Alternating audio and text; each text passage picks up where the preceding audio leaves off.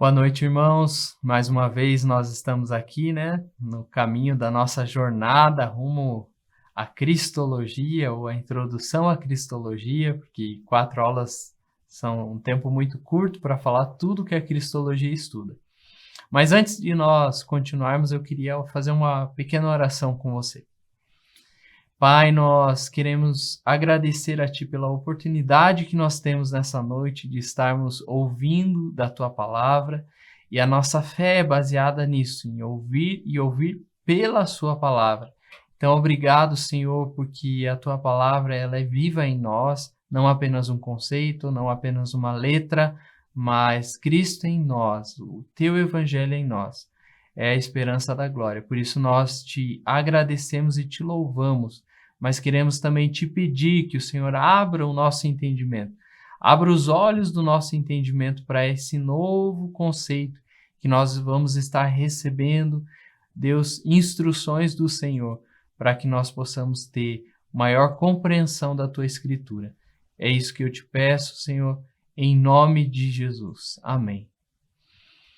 Então, nas 2 primeiras aulas, recapitulando um pouquinho, nós vimos aspectos introdutórios da Cristologia, então o que estuda, né, e quais são os objetos de estudo da Cristologia, na introdução. Na segunda aula nós vimos um pouquinho sobre a pessoa de Cristo, os estados da pessoa de Cristo, e também pincelamos bem rapidamente uma introdução sobre a obra de Cristo. E hoje nós vamos destrinchar esse assunto que é a obra de Cristo. Então, nós vamos falar bem concentradamente sobre esse assunto, sobre o que Jesus veio fazer aqui na Terra. Qual a sua função, qual a sua obra, qual o seu emprego, qual o seu trabalho. Mas antes de falar sobre a obra de Cristo, nós precisamos falar sobre o conceito de trindade. Né? E o conceito de trindade é um assunto que é bem comum e bem discutido, porém, muitas vezes nós temos aí alguns enganos em relação à trindade, ou mesmo percepções que não são ortodoxas, vamos chamar assim, né? Aquilo que realmente a Bíblia diz. E a trindade, para nós que somos cristãos, nós cremos, não só cremos, mas vivemos num código de religião, entre aspas, cristão, que ele é monoteísta e trinitariano. O que significa essa palavra? Primeiro, monoteísta, todo mundo já sabe, ou a maioria já sabe, que é a questão do culto a um único Deus, ou a crença num único Deus. E o trinitarianismo nada mais é do que pessoas que creem que o ensino de Deus é triuno, ou seja, as 3 pessoas fazem parte desse ensino de Deus, e que ele tem se revelado em 3 pessoas que não só são pessoas, entre aspas, diferentes, mas são pessoas coiguais e coeternas. Então, qual que é a diferença disso? Nós não cremos na Trindade como 3 pessoas separadas ou individualizadas. Nós cremos que a Trindade são 3 pessoas coiguais, ou seja, esse prefixo co, né, que significa uma junção de igualdades, e também coeternas. Então, não cremos, por exemplo, que Jesus foi criado após, né, Deus um dia lá, vou criar um filho que vai sair de mim e vai se tornar Jesus. Não. O Pai, Filho e Espírito Santo existem desde sempre. E se você olhar aí na sua Bíblia, se ela for a Almeida Corrigida, por exemplo, ou Corrigida e Fiel, você vai ver que tem um selinho na Bíblia, que é SBTB, que significa o quê? É a sociedade bíblica mais conhecida ou mais difundida no mundo, que é a Sociedade Bíblica Trinitariana do Brasil. Então, esse palavrão aí já vem mencionado, inclusive, nas impressões das Bíblias que nós conhecemos, né? Justamente porque eles querem reforçar essa questão trinitária da palavra de Deus. Então, é uma sociedade bíblica que, assim, por que é uma sociedade bíblica trinitariana, Diogo, e não apenas Sociedade Bíblica do Brasil. Eles fazem questão de enfatizar a questão do trinitarianismo justamente porque existem versões da Bíblia que são não trinitarianas, né? Então, por exemplo, eu vou só citar um exemplo aqui, mas existe a Bíblia dos Testemunhas de Jeová. Isso é uma linha, né, de crença. A Bíblia dos Testemunhas de Jeová não é uma Bíblia trinitariana, né? Então faz uma distinção ali entre pessoas da Trindade. Então são pequenos detalhes ou afirmações ou artigos, né? Por exemplo, você utilizar um artigo e um artigo ou.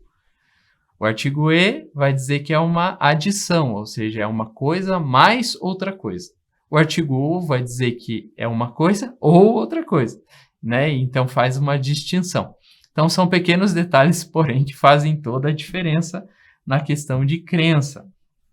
Ainda falando sobre Trindade, nós temos exemplos muito próximos ao cristianismo que não são trinitarianos. Por exemplo, o judaísmo não é uma religião trinitariana, não crê em Jesus como uma pessoa da Trindade. E também o islamismo, né? Eles não veem, por exemplo, Maomé, que é o profeta maior deles, digamos assim, seria o Jesus deles, como alguém que é uma divindade, enfim, que tem uma pessoa divina. Então, são monoteístas como nós, os islâmicos e também os judeus, porém eles não são trinitarianos, né? Nós, como cristãos protestantes, somos trinitarianos, ou seja, cremos nessas três pessoas coiguais e coeternas da Trindade. E aí nós entramos um pouquinho no conceito de deidade, ou seja, da divindade de Deus, né?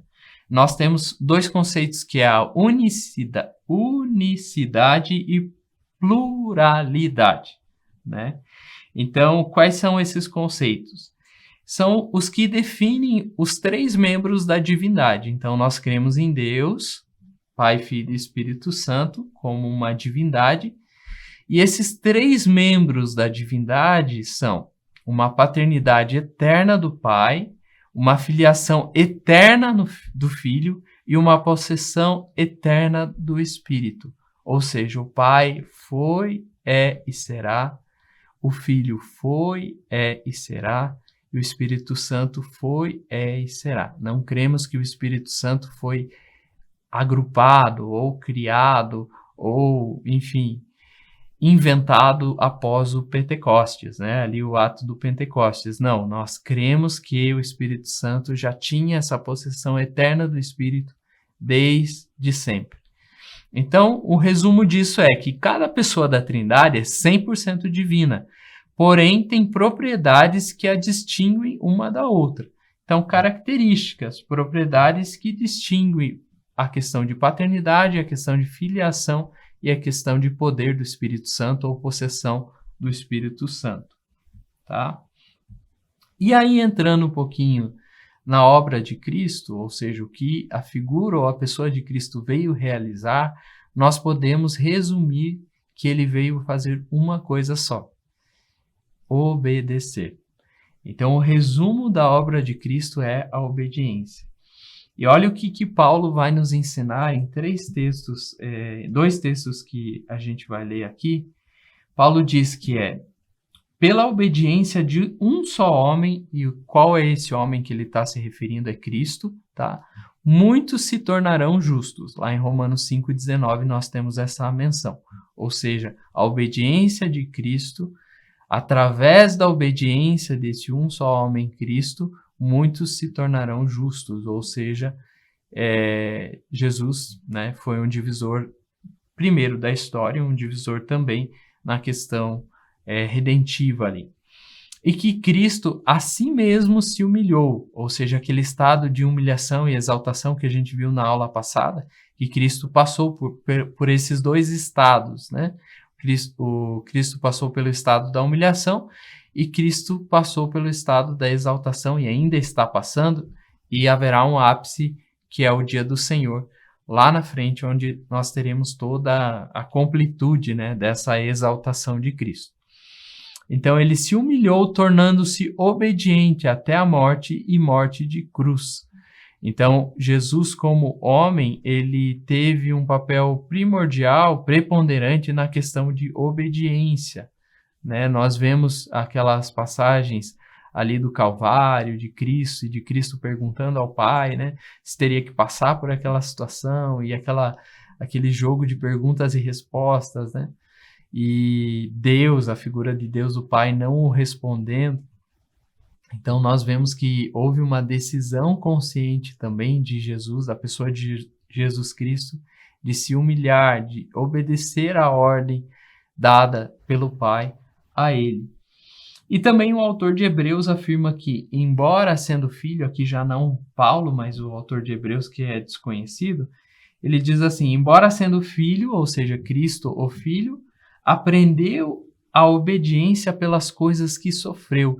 E a gente volta um pouquinho na aula anterior em relação à humanidade de Cristo, que eu mencionei que Jesus, ele cresceu como menino, como uma criança, depois adolescência, juventude. Na verdade, adolescência não, né? Porque na cultura ali judaica não existia muito essa divisão entre a infância e a questão adulta, né? Então, o menino ali, ele já era, ascendia, digamos, à idade adulta muito jovem, né? Então, ali, vamos chutar ali pelos seus 12, 13 anos de idade, eles já eram considerados homens, né? Ali, a partir daquela idade, e já tinham uma formação toda do judeu para deixar as meninices ali da fase inicial de criança para a questão adulta, né? Mas ele passou por tudo isso, e sendo filho, obediente, ele aprendeu pela obediência das coisas que sofreu. Então ele sofreu, como eu falei com vocês, a fome, o frio, a dificuldade com a gramática, talvez, com a língua, né? A dificuldade com as coisas naturais, com as coisas humanas. E também lá no Catecismo de Westminster, que a gente já falou bastante na última aula, também ele resume um pouco e reduz a questão da obra de Cristo a essa frase. Olha que interessante. Fala assim: a humilhação de Cristo consistiu em ele nascer, e isso em condição humilde. Ou seja, essa obediência, por que a gente está falando? Ele sendo Deus, ele não poderia ter dado a ele mesmo uma condição melhor, em relação ao próprio nascimento, em relação àquilo que eu falei da manjedoura, a de não ter um espaço em nenhuma hospedaria, em nenhum lugar Cristo teve, Maria e José ali tiveram, para que tivessem um mínimo de conforto possível, e não é um conforto como nos dias de hoje nós temos, né, que os pais aí quando vão ter bebê, praticamente um hotel, né? Então, assim, é um conforto, obviamente, né? A gente tem as dificuldades, mas hoje em dia, em comparação, por exemplo, à época, e naquela época nem o básico, que talvez nem uma água limpa para se fazer o parto, por exemplo, ou uma água limpa para você tirar ali as coisas do bebê, né? Aquelas secreções, as coisas assim, para ter um nascimento digno, digamos assim, à época. E na época já era muito rudimentar a questão do nascimento, mas o mínimo, né, ele poderia ter feito. Então ele foi obediente a essa condição humilde. Em segundo lugar, ele foi sujeito à lei, ou seja, tudo aquilo que os sacerdotes, tudo aquilo que a igreja, entre aspas, ou a religião da época exigia e ordenava, ele foi o cumpridor fiel de tudo aquilo que eles determinavam, né? Então ele se sujeitou, obedeceu a algo que até era um pouco extrapolar, né, aquilo que a divindade que existia nele. Tinha coisas ali, obviamente, na religião judaica que faziam contraponto ao que ele era e à vontade do Pai. Mas mesmo assim ele se sujeitou àquela lei para justamente cumprir todas as promessas, todas as profecias, né, ditas a respeito dele anteriormente. Em sofrer as misérias da vida, então todas as condições humanas, a ira de Deus, né? Porque quando ele estava ali no Calvário, no Gólgota, ele sofreu a ira do Senhor. Toda a ira do Deus o Pai se sobrepôs a ele por conta do pecado. E ele obedeceu também a essa condição.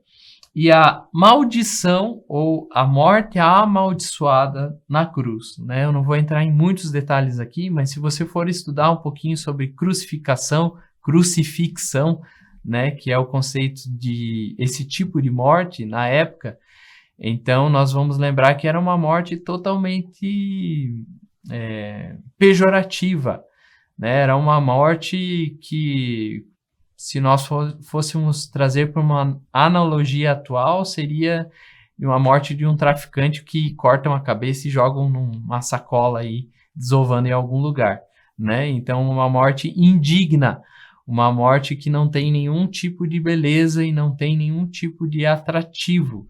Hoje nós temos a figura da cruz como uma figura bonita e bem representada, né, até pelos artistas lá do Renascimento, do Iluminismo depois, e todas as figuras de Cristo, na Capela Sistina, em outras obras nós vemos um Cristo com uma morte glamourizada. Mas se nós formos para a raiz do contexto da época, a cruz era um símbolo muito pejorativo, muito terrível, que nós não temos a compreensão hoje. Hoje nós usamos a cruz como um objeto até de moda, né? Mas na época, se você tivesse qualquer ligação com esse símbolo, seria uma ligação muito ruim, né? Então, essa questão da maldição. E aí nós caminhamos para o triplo ofício de Cristo. Nós temos esse trabalho de Cristo em 3 dimensões, digamos assim, ou 3 tipos de ofício de Cristo que nós vemos na palavra, né? E nós vemos como funções primordiais do Cristo, de Jesus Cristo. Então, o primeiro deles, que Jesus foi profeta, Jesus foi sacerdote e Jesus foi rei. E a palavra Messias, ou Machia, no Antigo Testamento, significa ungido. E eu não sei se você lembra, mas lá no Antigo Testamento, quando nós lemos os trechos sobre os profetas, sacerdotes, ou mesmo os reis, eles tinham uma prática, que era a prática de unção. Então, quando era para vir um novo profeta sobre o povo de Deus, o que acontecia com aquela pessoa? Ela era ungida a profeta. Quando existia alguém que era vocacionado ao sacerdócio, aquela pessoa era ungida sacerdote, ou representante religioso principal da época.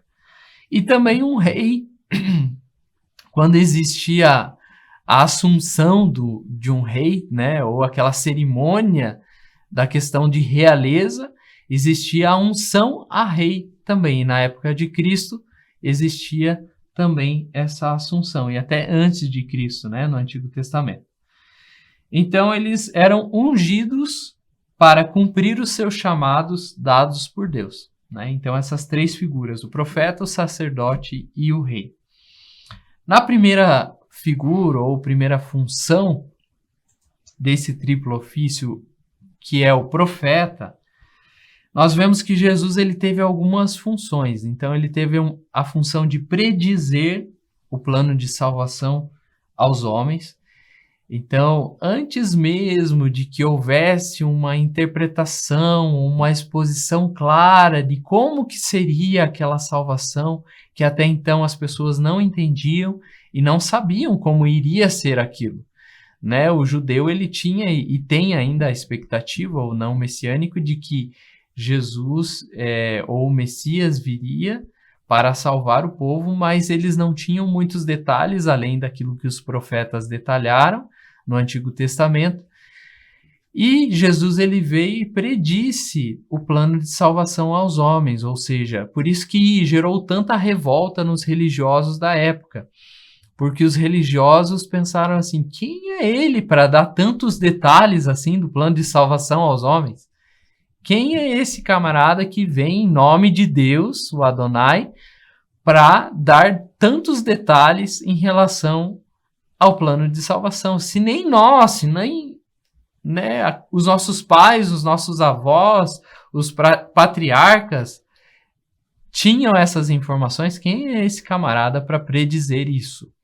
Então ele já cumpriu essa função de profeta, porque o profeta tem essa função de predizer, né, o que está para acontecer, ou ter uma palavra de conhecimento, digamos assim. E também, como ofício de profeta, ele é o Logos, ou seja, essa palavra eterna que veio fazer o Pai conhecido, ou essa revelação, né? Aquilo que poderia ser revelado do Pai, ele exerceu. Então, ele é a própria profecia de Deus, ou seja, a revelação daquilo que Deus poderia ter revelado naquela época. Jesus é essa figura da própria revelação de Deus aqui na Terra. Então, ele é a figura do profeta, ele é a própria profecia, né?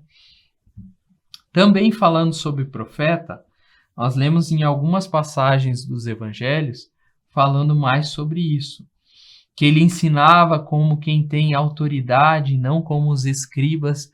Então existiam os escribas, existiam os fariseus, saduceus, enfim, e várias linhas e várias vertentes de pessoas ali.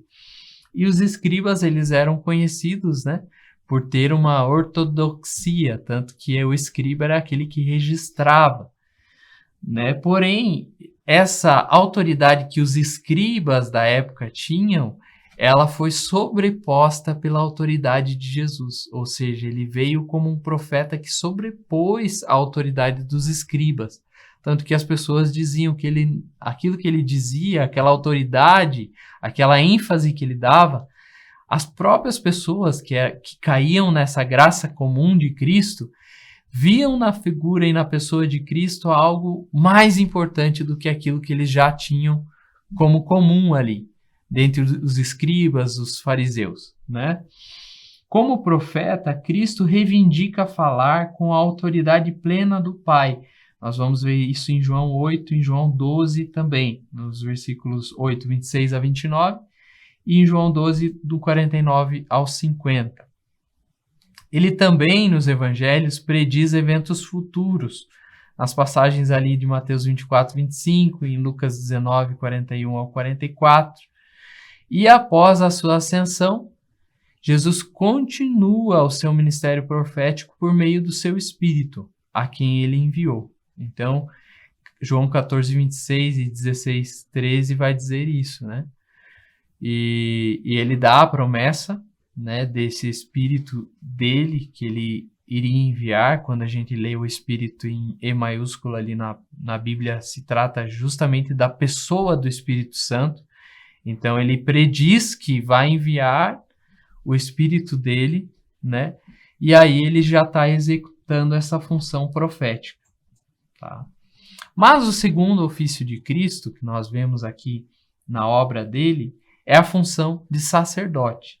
E olha que interessante, no Antigo Pacto, né, no Antigo Testamento, todos os sacerdotes vinham de uma linhagem mesmo. É como se fosse algo relacionado a DNA, algo relacionado a hereditariedade ou a genética, né?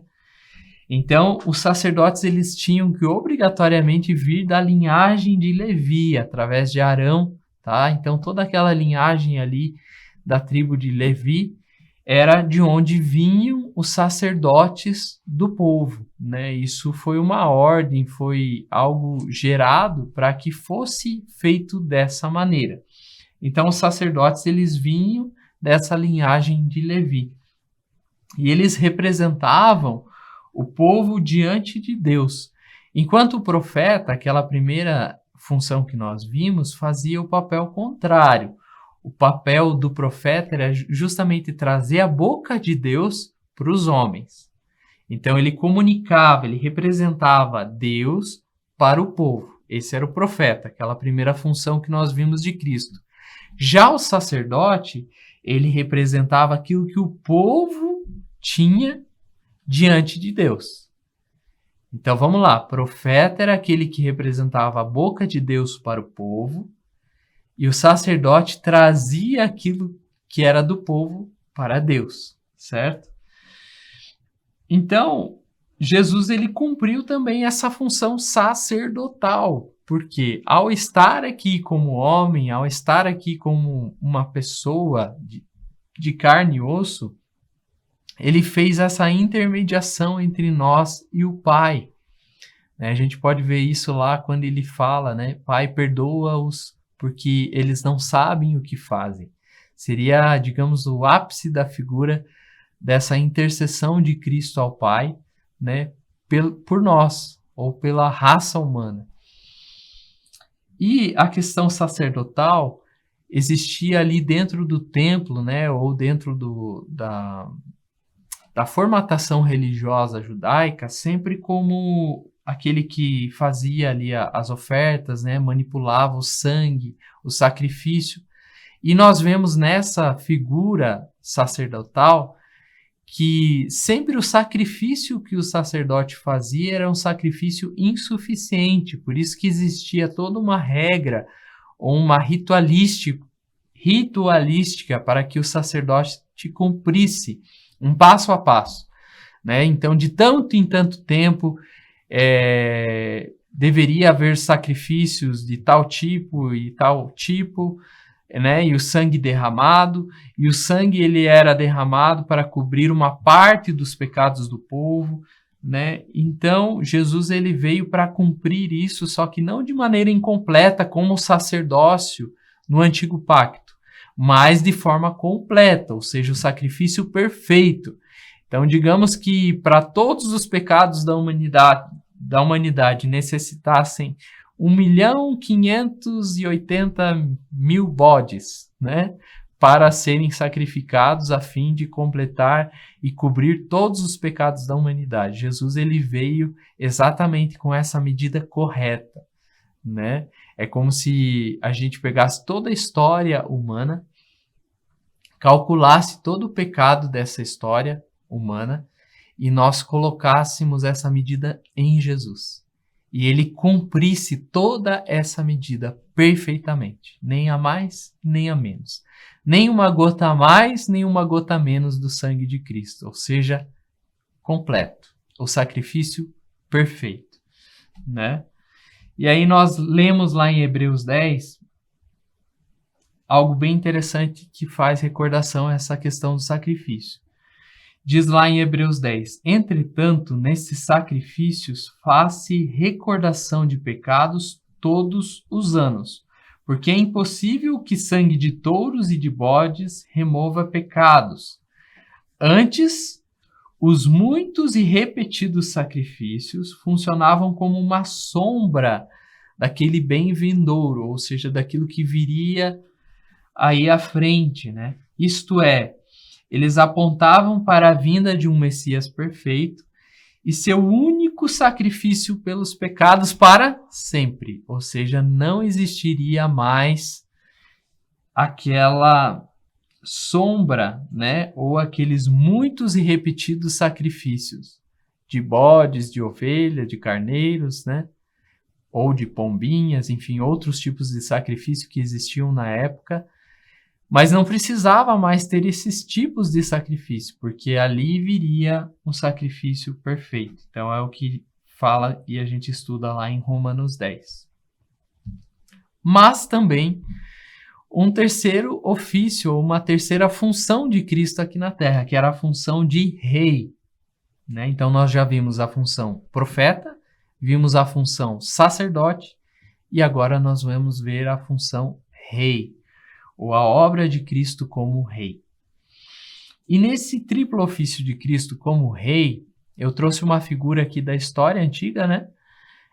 Que é os Circos Máximos de Nero. Se você já foi para a Itália, um dia vai para a Itália, ou vai passar por Roma, você vai lá fazer um tour, né? Pelas ruínas, enfim, por todos os locais lá históricos, obviamente, da cidade de Roma. E lá em Roma existia essa construção, que era os Circos Máximos de Nero, onde eram feitos os jogos e todas aquelas, né, que a gente vê até em filmes de gladiador, aquelas coisas todas. Um tempo depois, esses círculos máximos ele foi substituído pelo Coliseu, que é um ícone ainda mais conhecido nosso, né? Que é redondo e tal. Mas essa arena dos círculos máximos de Nero, ele tinha um obelisco, que era como se fosse um poste, né? Esse poste, assim, que era onde determinavam as conquistas de império e tudo mais, onde diz assim em latim, né?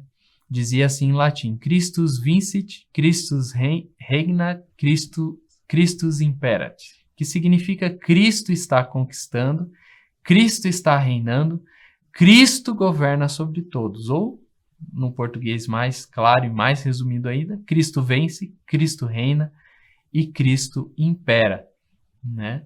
Então, eles já tinham essa compreensão do Cristo como um rei, não apenas como um sacerdote, não apenas como um profeta, não apenas alguém que veio ali de carne e osso para cumprir uma função divina, mas também com essa questão de Estado, né? Digamos assim, que seria um reino mesmo. E aí nós vemos os aspectos do já e ainda não do reino mediatário, né? Que nós já vimos lá em Escatologia com o pastor William Dereski, e nós vamos falar um pouquinho mais, não um pouquinho mais, mas resgatar talvez um pouquinho daquilo que ele explicou no outro módulo, lá em Mateus 13. Então, em Mateus 13, por exemplo, ele ensina as parábolas do reino, né? Jesus, ele vai falando sobre o reino e vai dando essas figuras, né? Que seriam essas histórias com E, que são as parábolas do reino, em que nós lemos que o reino de Deus, ou o céu, está em 2 estágios, tá? Então, o primeiro estágio, ele é um estágio de graça, que vai falar lá do versículo 1 ao versículo 23 e também do 44 ao 46 em Mateus 13. E o segundo estágio desse reino de Deus, ou desse céu, que é o de poder e glória, que vai falar lá no versículo 30, no versículo 40 a 43 e no 47 ao 50. E diz Jesus, durante o tempo entre o seu primeiro e segundo adventos, o reino crescerá e prosperará. Né? Então, existe ali uma diferenciação entre a vinda, né, entre o primeiro advento e o segundo advento. No primeiro advento, que inclui a vida perfeita de Jesus, a sua morte, o sepultamento e a ressurreição, Jesus ele estabelece seu reino redentivo e mediatário, tá? Como mediador. A gente vai ver isso lá em Mateus 12, em Marcos 1 e Tito 2. E nesse tempo, a história entra em seus últimos dias, ou seja, os últimos dias, que vai falar um pouquinho ali em Atos e depois lá em Hebreus. E esses últimos dias é após a ressurreição de Cristo, que até historicamente, por exemplo, os seus discípulos, depois os apóstolos, depois os primeiros cristãos, achavam que esses últimos dias seriam poucos anos, ou até poucos meses, ou até poucas décadas. E eles estavam esperando esse reino vindouro de maneira um pouco mais rápida, né? E hoje nós vemos que se passaram aí quantos anos de história, né? 2000 e poucos anos, e a vinda de Cristo ainda não se estabeleceu de maneira completa. Então nós vemos que esses últimos dias, nós ainda estamos vivendo esses últimos dias, mas esses últimos dias deram o start ou deram início lá, né, após a ressurreição de Cristo. Então nós vemos que é um lapso de tempo, aí um lapso temporal muito grande, se for vermos de maneira humana, né, e que geram muitas interpretações e, enfim, linhas até de pensamento distintas. Mas o importante é que nós estamos vivendo esse advento, ou estamos vivendo esse estágio, né? E aí nós vemos esse aspecto do reino de Deus, ele como um rei. E aí nós terminamos o triplo ofício de Cristo, como profeta, sacerdote e rei. Agora nós vamos falar um pouquinho sobre exclusivismo cristão. O que é esse exclusivismo cristão? É o ensinamento de que Cristo é o único Salvador e que é essencial crer nele para ser salvo. pode parecer até meio básico isso, né? Nós, como cristãos, nós vemos isso com muita naturalidade. Se você não crê que Jesus, né, é o único Salvador, então você está lascado, e é o certo, né? Mas existem ainda vertentes que não creem nisso, né? A gente já viu ali algumas comparações, por exemplo, em relação ao judaísmo, islamismo e tantos outros ismos e outras religiões e formas de pensar que não veem assim. Então não é tão óbvio assim, é óbvio para nós porque nós temos isso catalogado, documentado no cânon, né, na escritura, e nós temos isso como uma regra de fé, então para nós é natural que isso seja assim, mas não é natural para todos. Lá em João 3,16, depois no 18 ao 36, vai falar um pouquinho sobre isso, ó.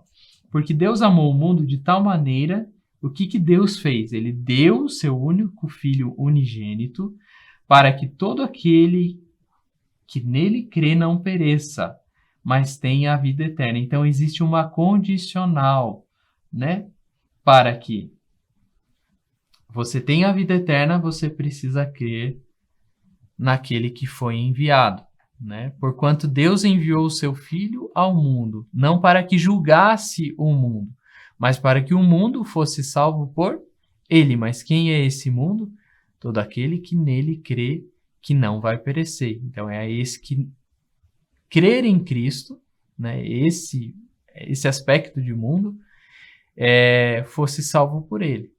Quem nele crê não é julgado, o que não crê já está julgado, porquanto não crê no nome do unigênito Filho de Deus. Lembra do unigenes que a gente falou na aula passada, né? O único gene, ou a única fonte, né, de vida que poderia existir ali.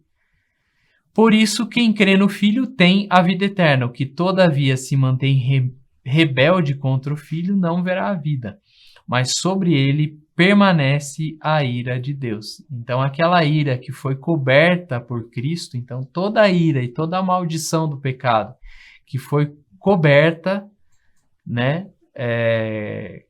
que cobriu a pessoa de Cristo ali na cruz, aqui em João ele está dizendo que aquela mesma ira de Deus ela permanece para aquele que não está em Cristo, ou seja, aquele que não aceitou essa regra ou esse exclusivismo da pessoa de Cristo, ele vai e está sujeito ainda, e estará sujeito à total ira de Deus Pai. Então, é algo muito simples, mas é algo muito precioso e muito importante também. Porque se você não se sujeita a essa fé na pessoa de Cristo como único Salvador, você já está debaixo da condenação ou da ira de Deus o Pai. Ronald Nash, ele trouxe uma frase, uma expressão bem interessante para nós pensarmos, né, nos dias atuais, até em tempos modernos aí que nós vamos ver na aula que vem, mas que já fica aí um spoiler para você. Ele diz assim num parágrafo dele: antigamente os cristãos se identificavam pela crença absoluta em Jesus Cristo como o único e suficiente Salvador do mundo. Lembra quando você se converteu lá atrás, fez aquela oraçãozinha, né, sobre se aceita Jesus como seu único e suficiente Salvador e tal? Aquilo até de maneira didática era muito poderoso e simples, porque fazia com que as pessoas tivessem o real entendimento, que era o único e suficiente Salvador mesmo. Não era por mérito dele, não era por esforço, não era por mais nada. Era unicamente e exclusivamente único e suficiente Salvador do mundo. Mas a unidade dos cristãos professos desapareceu, né? Então hoje nós vemos um mundo, né, contemporâneo com muitas vertentes, muitas crenças, muitas igrejas, muitas formas de pensar. Então hoje muitos que se dizem cristãos escolhem entre 3 respostas fundamentalmente diferentes à pergunta. Olha que interessante. A pergunta é: Jesus é o único Salvador? Isso ninguém discute, todo mundo vai dizer, né? Vai conseguir perguntar isso. Jesus é o único Salvador? Ou seja, Jesus e salvação estão contidos nessa pergunta. Agora as respostas que são diferentes. Nós temos 3 tipos de resposta. Existem cristãos que se denominam cristãos e que, se perguntados, Jesus é o único Salvador, eles vão dizer não. Tá? Então, existem pessoas que vão dizer não. E quem são essas pessoas? São as pessoas chamadas pluralistas. Você já ouviu, ou já viu, ou já... Até empiricamente essa pessoa se denominou assim para você, mas você não sabia que ela era pluralista, e nem mesmo ela sabe que ela é pluralista. Mas que é aquela pessoa que tem intrinsecamente na mente dela, no consciente dela, de que todos os caminhos levam a Deus. Ou seja, independentemente, não, mas Deus ele é tão bom, mas ele é tão amoroso, mas ele é tão... Porque mesmo que a pessoa lá no fundo se simpatize com Buda, com Maomé, mas creia mais ali em Jesus como o principal dos 3 e tal, o importante é que ele está indo para o mesmo caminho, entendeu? Então, assim, Jesus é o único Salvador?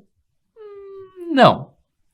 Pode ser que nessa trajetória, nessa jornada, ele seja salvo por outra forma que não a de Cristo, aquele que veio em carne e osso. Então, esses são os pluralistas, né? Lembrando, todos denominados cristãos. Existe ainda uma outra vertente, que é Jesus é o único Salvador, e eles vão responder sim, vírgula, mas, e aí essa palavra mas vai dar uma margem a uma interpretação um pouco mais ampla. Esse é o entendimento do catolicismo romano no decorrer da história e até mesmo atual, tá? Então, Jesus é o único Salvador? Sim, mas existem outras formas de você chegar à salvação além da pessoa de Cristo, né? E aí nós vemos aí os intermediários ou outras formas, o esforço, enfim, né? Aí entra também nasquelas discussões teológicas da teologia marietal, né? Que é a teologia de Maria, a questão do purgatório, enfim, né? Tudo aquilo que você que já foi cristão, católico, romano, ou mesmo tem, né? Pessoas que praticam e vão a fundo na teologia católica romana, você vai ver que existem essas nuances. Então, abriu-se o leque de Cristo. Então, Cristo, ele é o único Salvador? Sim. Mas também existem outros caminhos. Veja só, a gente não pode ser tão radical assim, né? Então, é uma forma de se pensar. E uma última, que é, Jesus é o único Salvador? Sim, e ponto final, né? Que é uma visão mais ortodoxa.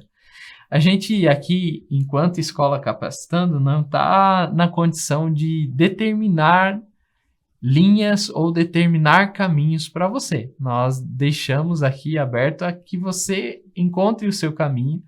Porém, nós vemos que na ortodoxia da palavra ou da teologia e até mesmo da historicidade, né, de toda essa pesquisa histórica falando sobre a teologia, sobre a cristologia, nós vemos que a ortodoxia, ou seja, aquele apego ao que é mais formal, ao que é mais consolidado, ele acaba sendo um pouco menos arriscado, né? E assim como eu, pessoalmente, e você talvez que está assistindo, você seja desse terceiro ponto. Jesus é o único Salvador? Sim, e ponto final, né? Então nós fechamos aí essa parte da cristologia falando sobre a obra de Cristo e falando sobre Jesus como único Salvador. Na aula que vem, nós vamos falar um pouquinho sobre cristologia moderna ou sobre a cristologia do ponto de vista nos últimos tempos, tá? Porque houve aí uma discussão muito grande a respeito dessa questão de Cristo, da pessoa de Cristo, e desde a reforma, até de antes da reforma, mas da reforma para cá, houve um acirramento aí dos ânimos em relação a esses conceitos, né? Então, na aula que vem, nós vamos ver um pouquinho mais sobre a cristologia moderna, ou cristologia contemporânea, ou cristologia nos últimos tempos, tá bom? Então, se você tiver qualquer dúvida, use o nosso grupo de WhatsApp para fazer a pergunta. Nós teremos desse módulo até janeiro lá para você fazer a avaliação, até o dia 15 de janeiro. Então, fique tranquilo para assistir essas aulas bônus que são gravadas, para que você possa ter todo o conteúdo e responder a avaliação. A avaliação não é uma avaliação carrasca, né, para que você tire nota ou reprove ou coisa assim, mas realmente para você fixar o conteúdo e ter um pouquinho mais desse conteúdo aí gravado no teu entendimento, tá bom? Deus abençoe você, tenha uma excelente noite e bom estudo.